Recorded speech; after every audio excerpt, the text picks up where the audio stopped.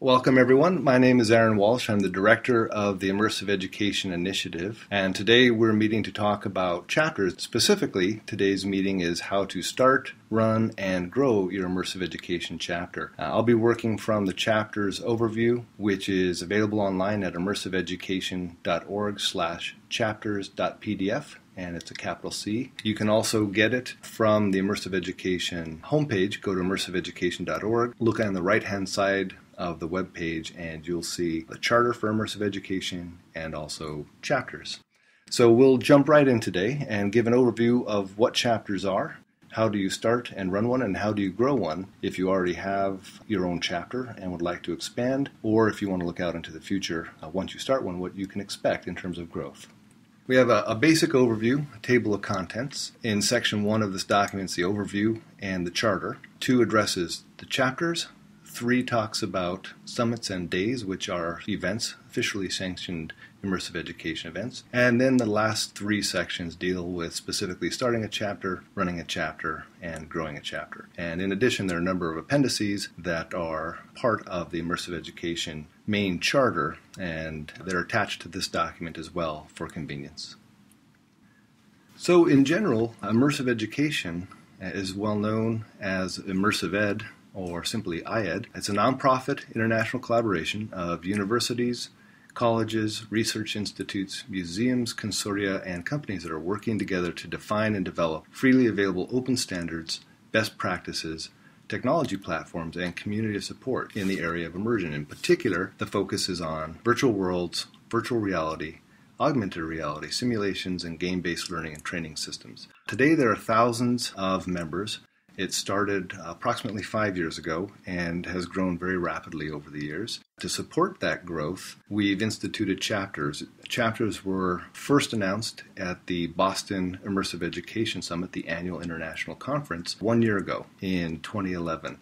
There are 3 operating chapters now. There's the European chapter, which is a pan-European chapter that covers that entire geographical region. And they've just successfully had one of their first summits, and they're preparing the next summit for this year. There's the Oregon chapter, which is in motion and growing. And so when we get to the chapter, or rather the section about growth, we'll refer to the Oregon chapter and the Kansas chapter. And the Kansas chapter is going to expand as well to cover the United States in the mid-United States. We have a number of additional chapters that are preparing to launch in New Zealand, Australia, Asia, Brazil, and other areas, and those will come online incrementally over the next year. We'll see some of them being announced at the iED 2012 summit. That's the main Boston summit. For details, and it's especially important if you are interested in starting a chapter or have just become involved with one, the charter that the Immersive Education Initiative itself operates under is the same charter that chapters operate under. And so one of the first steps in starting a charter, and certainly core foundation of running a chapter, is to become very familiar with the charter. The charter itself will be expanding over time as well, but there's a link to it here on the main overview and charter page so that you can familiarize yourself with the charter of Immersive Education. We're now on to section 2 of chapters and giving an overview of what chapters are. Chapters are the geographically distributed structure of immersive education, and it's through the chapters that regional and local members are supported and enriched. The general focus of the chapter is to look at a region or an area and begin to service that area in terms of providing workshops and seminars, lectures, forums, meetings, a place for face-to-face, and we live in an immersive environment a lot of the times, but it's awfully nice to get face-to-face time. To conduct research items and work together, we have in our chapters a number of new members meet and even cross-chapter meet and start to work on research projects together. And then there are the officially sanctioned summits and days, which are conferences that we'll talk about shortly. The chapter structure is an organizational structure, and it's run by what's known as a Board of Governors, a BOG. And the Board of Governors is the managing body of a chapter. They liaise directly with the International Immersive Education Initiative. They liaise with other chapters and related governing bodies to support the growth of immersive education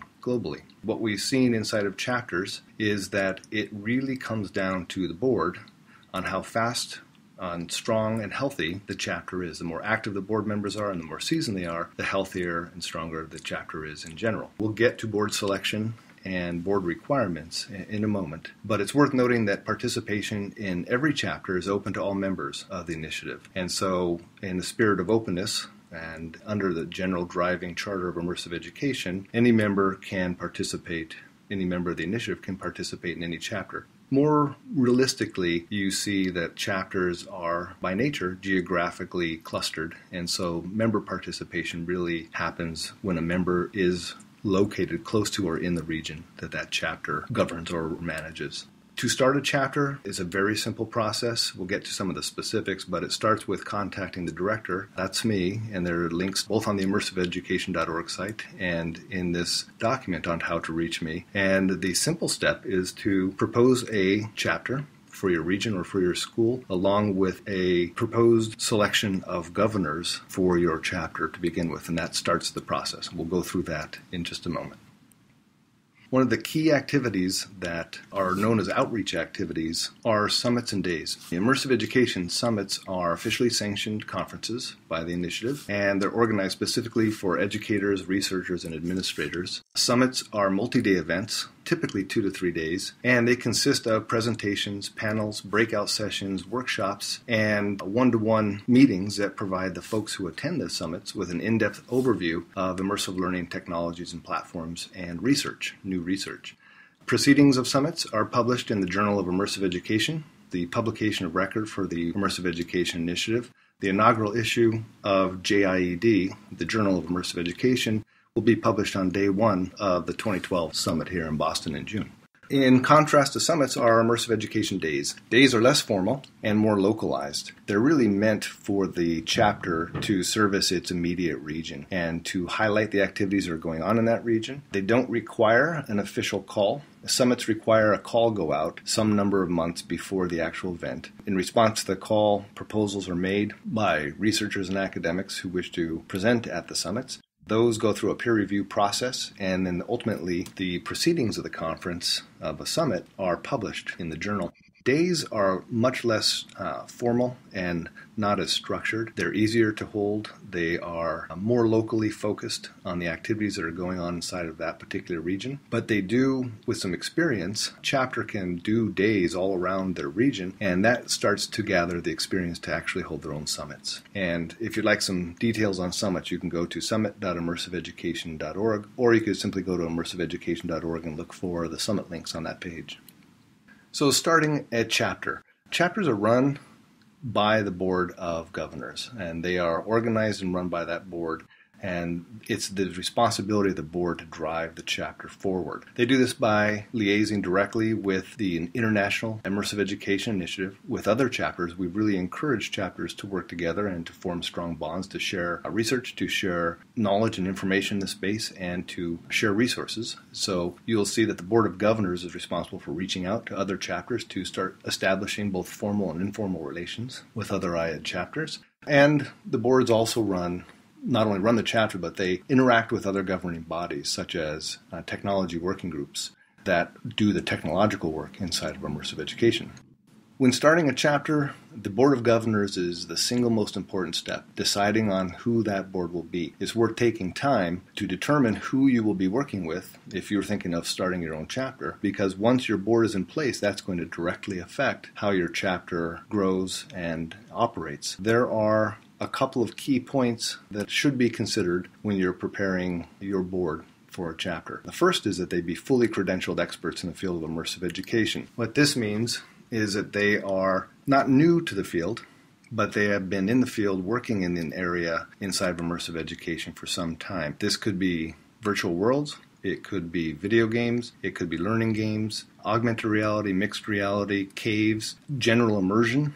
As long as the proposed board member has experience in immersive education, one of the subfields of immersive education has substantial credentials inside of that particular subfield of immersive education, they would be considered to be fully credentialed. What is typically discouraged is to bring on a board member who is new to this field, excited perhaps, but new to it, because there's a great deal, as anyone in the field can tell you, a great deal of ramp up necessary to become comfortable in the field and to understand the trade-offs. And so the board typically is a group of seasoned experts in the field of immersive education, and it's a good idea to try and select board members that have experience in different subfields of immersive education. So you wouldn't, for example, start your chapter with all experts in virtual worlds. You would have a virtual world heavy board, and of course the direction of your chapter would be skewed towards just virtual worlds. It's better to have a mixture of experiences. My suggestion would be someone who is an expert in virtual worlds, someone who's an expert in learning games and video games in general, someone who is familiar, or rather an expert in augmented and mixed reality, and someone else who is an expert in full immersion. That's the domes and head-mounted displays. That's a really well-rounded technological grounding for a board, and you can generally project forward your progress and the direction your chapter would head based on the technical experience and the credentials of your board members. The next important point to consider is a geographic distribution of your board. A chapter represents a geographical region. There are school chapters, small chapters inside of schools that aren't geographically dispersed, but generally speaking, chapters are formed to represent a geographical region. And so what you want to have in your board is representation from the different areas inside of your region. You don't want everybody clustered inside the same city, for example. You want to have a board that brings into your chapter the perspective and the view from a part of the region that other board members may not be familiar with. That's really important for a rich, healthy growth model for your board, because then you're starting to get the perspective of all, as much as possible, of all the members of your entire geographical region. It would typically be considered a mistake to have all of your board members clustered in a small geographic region, but try to service an area outside of that region. It would be very difficult to do. Much better to geographically select your board members so that you are covering generally the entire region that you plan to service. The other important notion of the board is that your board of governors are considered delegates to the international immersive education community. That is, your board will represent your chapter at the annual Immersive Education Summit that's held in Boston. Not all board members can attend every single summit. It can be prohibitive in terms of travel and time, but at least one board member should be present at every international summit annually in Boston to report on the structure of your chapter, the status of your chapter, and in general to continue to grow your chapter and to interact with other chapter board members and with members of the initiative. It's a very healthy way to continue to grow, is to have a presence at the International Immersive Education Summit. And to do this, and also to drive forward a chapter, the board should elect a single member as their chair. And that chair is responsible for proposing that their chapter be established, and then to work directly with the director to launch and run the chapter. It's really difficult with a lot of active board members. If one person is not the chair and generally driving that direction, it can be a little diluted. The chair of the board, the chairperson of the board, is the person that really carries the message from your chapter to the international initiative, and also is really the person that will be the driving force. So it's important to select the chair carefully, and then that person becomes the person that generally leads the chapter. And in this way, you can grow a fairly large governing board, but you still have one person who is the main conduit of information and relationships that are being established between the international community and your chapter.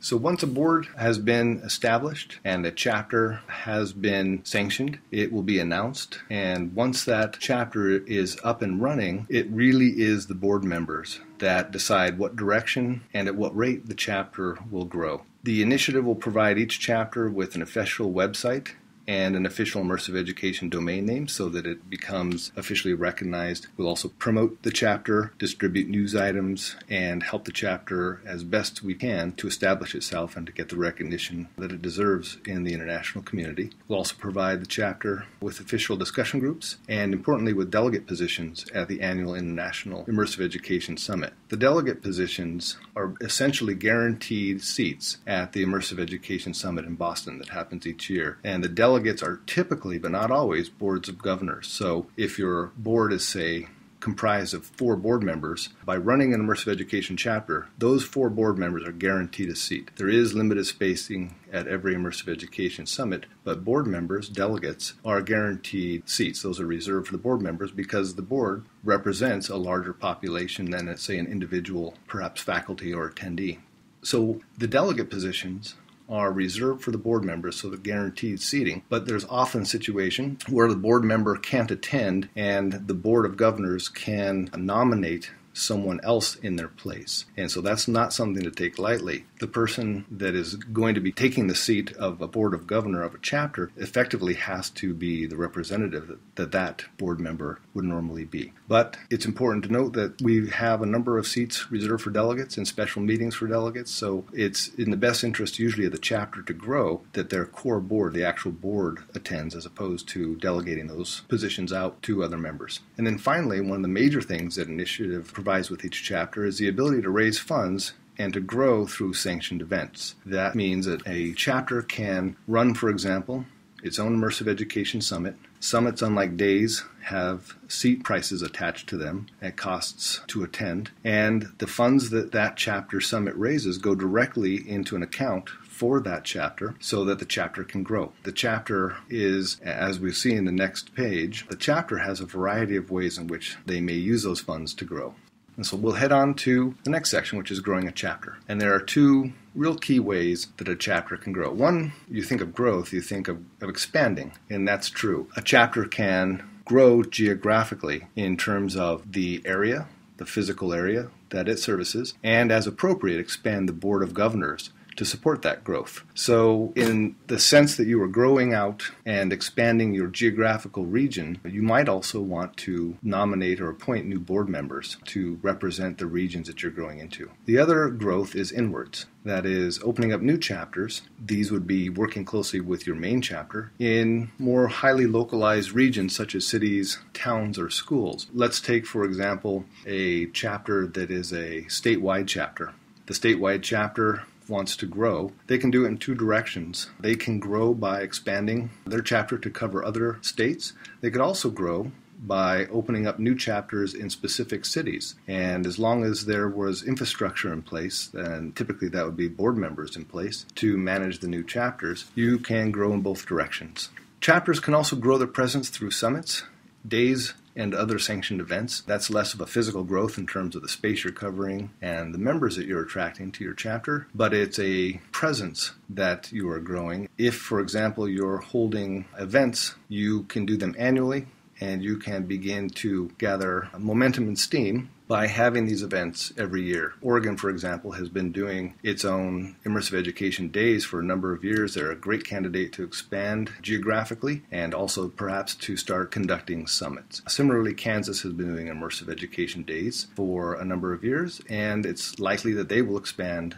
and will start to conduct summits. The European chapter started off being a very large geographically distributed region. They started out of the gate with summits, and they're now in their 2nd year. It's these types of activities, by growing presence, awareness, and it's one of the core ways that you service your members. That is, how do you support and enrich your membership? It's typically through outreach. That outreach happens in the form of in-person events, summits and days, and also online and immersive events, in-world events. The funds that are raised through summits and other sanctioned events, they are used explicitly to grow the chapter. So a chapter that begins to generate revenue through, say, its own summits, those funds are allocated only to that chapter. They're not shared with other chapters or with the International Immersive Education Initiative. They're for the chapter to grow, and they need to be directed in certain ways. Some of the ways that funds that a chapter raises can be used include to increase the technological infrastructure. Servers, for example,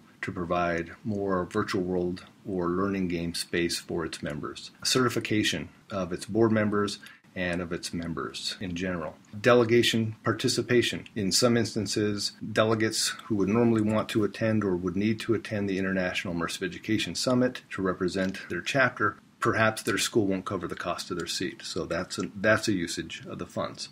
Generally speaking, the funds are used in a couple of core ways I've just described, but they are for the growth of the chapter. So when we start looking at the growth of a chapter, one of the things you naturally ask yourself is what's necessary. There's all the activity that the board members and the actual members of the chapter bring to it, but there's also typically a need for some sort of funds, whether those are funds that are contributed by the organizations that are participating in the chapter or they're funds that the chapter explicitly raises. Those all go toward the continued growth of the chapter. We head on into the appendices, the talking points, which are available off of the immersiveeducation.org site. Those give an overview, a high-level overview of immersive education and some of the activities that happened, some of the key activities that happen inside of the initiative. There's Appendix B, which covers intellectual property policy. Immersive Education follows the Media Grid's intellectual property policy, which is open and royalty-free standards. All the work that Immersive Education does, it provides back to the public under a non-exclusive, royalty-free open license. You can follow that. It's important that board members and members of chapters who are involving in participating in the growth of a chapter understand the intellectual property policy. There is a process document that's referenced in Appendix C, which covers how technology standards and best practices and other materials produced by the Immersive Education Initiative are produced, the actual process. It breaks down into two distinct types of groups. There's TWGs, which are technology working groups. Those are formal groups that have a charter. They have chairs and co-chairs. They have deliverables, things they have to produce and create that are produced and released into the public under an open royalty-free license. That's the formal structure that drives a lot of immersive education. Then there's the informal community groups, CGs. These are ad hoc groups the community themselves are responsible for managing. They don't have any hard deliverables. They don't have the formal structure of a technology working group. Appendix C covers both types of those. And then finally we have Appendix D, which is the Education Grid Requirements. It's a technological specification that gives an overview of the education grid from a technological perspective and what tools and technologies are expected to adhere to when they're developed specifically to hook into or participate in the education grid. Finally, we're going to wrap with Appendix E, gives a list of all the technology and community groups, so you can get to and participate in a TWG or a community group through either of the two links on Appendix E. And any member can, as you'll see in the previous process document, any member can suggest or propose a technology working group, which would then be taken under consideration. For example, we have a game working group that is launching at the Boston Summit in June of 2012 this year, and we have a full augmented and mixed reality technology group that is also launching in Boston. We had a recent discussion inside of one of our discussion groups about the need for mobile devices, Android and iPad, iOS devices, so that's another example of how technology working groups can be formed. That will be coming out in a few months as well. The takeaway, I hope, is that there is a formal process involved in starting an immersive education chapter. There are some guidelines, but generally speaking, it is a fairly easy structure to get into if you are experienced in the field of immersion and you have colleagues that are also in the field that you think together ought to form a board. And then, of course, is the outreach that goes out and tries to fill the gaps, if you will, on the board where you might have some expertise or a geographical location that needs to be serviced. The board is put together as a proposed board and a proposed chapter, and then that's submitted to the initiative as a chapter, and we begin the process. It typically takes 3 to 5 months to take a proposed chapter from concept to launch, and then after it's launched, we help to run, promote, and grow the chapter. I would refer folks who are interested in starting to go to immersiveeducation.org, review the chapters document that's available there, also review the Charter of Immersive Education, and when you're ready, contact me and we'll take the next steps in forming your chapter and connecting you to the larger immersive education community. Thank you very much.